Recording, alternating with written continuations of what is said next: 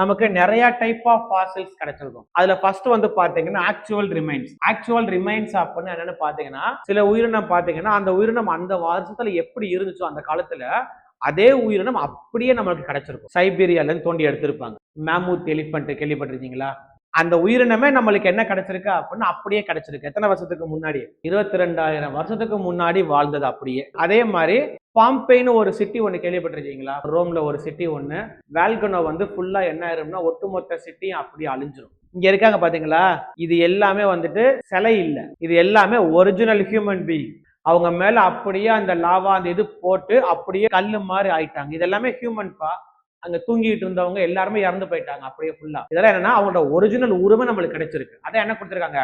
Actual remains. Petrification. உயிரினம் வந்துட்டு ஒரு பாறை மேல விழுந்து வச்சுங்களேன், அந்த பாறையோட மினரல்ஸ் என்ன ஆயிரும்னா அந்த உயிரினத்து மேல ஃபுல்லா ரீப்ளேஸ் பண்ணி அந்த உயிரின ஸ்ட்ரக்சர் அப்படியே காமிச்சிடும். இந்த பறவை செத்து போய் விழுந்துருச்சு, விழுந்த பறவையோட ஃபுல்லா அழிஞ்சிருச்சு. அந்த பறவையோட எலும்பு இருக்கு பாத்தீங்களா? அந்த எலும்புல ஃபுல்லா யாரு ஃபார்ம் பண்ணி அந்த பாறையோட மினரல்ஸ் இருக்கு பாத்தீங்களா? அந்த மினரல்ஸ் வந்து அப்படியே சேர்ந்து அப்படியே ஒட்டி அந்த ஸ்ட்ரக்சர் கொண்டு வந்துருச்சு பாத்தீங்களா?